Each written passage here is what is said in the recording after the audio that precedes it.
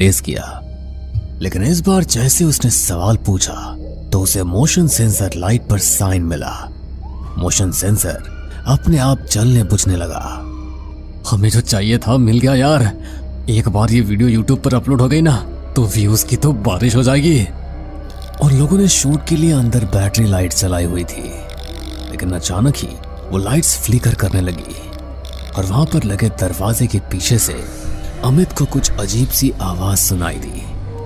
कमरे में इतना गहरा अंधेरा हो गया था कि किसी को कुछ भी नजर नहीं आ रहा था। अमित अपने फोन की टॉर्च ऑन करके दरवाजे के पीछे से आने वाली उस आवाज की तरफ बढ़ा, लेकिन जैसे ही वो दरवाजे के पास पहुंचा तो किसी ने उसका पैर पकड़ लिया और अपने साथ घसीटते हुए उसे वहां से ले गया।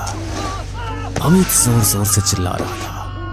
उसके चीखने की आवाज सुनकर कशिश और निकेतन भी डर गए थे, लेकिन अंधेरे में उन्हें कुछ नजर ही नहीं आ रहा था। ये तो अमित के चिल्लाने की आवाज थी, लेकिन वो है कहाँ? मेरे फोन की बैटरी भी डेड हो गई है। एक मिनट रुको निकेतन, मेरे बैग में एक्स्ट्रा बैटरी चार्ज है, मैं बस अभी निकालती हूँ।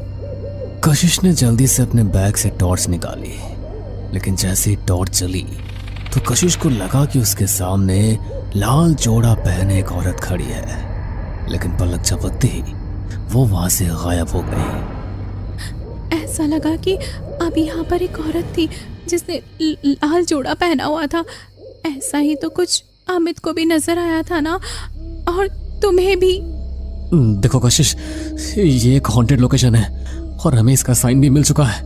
जाहिर सी बात है कि तुम्हें कोई स्पिरिट ही दिखी होगी, लेकिन सबसे पहले हमें अमित को ढूंढना होगा कि वो कहाँ पर है, कहीं उसे कुछ हो न जाए। बचाओ मुझे, निकेतन, कशिश, प्लीज हेल्प मी। जैसे ही अमित की चीख की आवाज उन दोनों के कानों में पड़ी तो उस आवाज को वो सुनते हुए उसकी दिशा में बाहर निकले, लेकिन उन्हें अमित कहीं भी दिखाई नहीं दिया।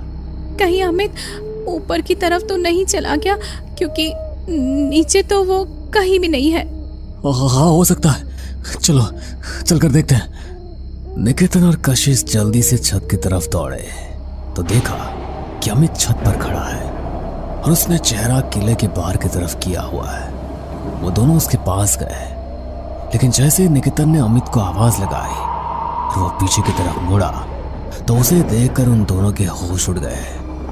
अमित बदलकर उस लाल जोड़े वाली औरत की तरह हो गया था, जो कि कोई और नहीं बल्कि रानी रत्नावती की आत्मा ही थी। चांद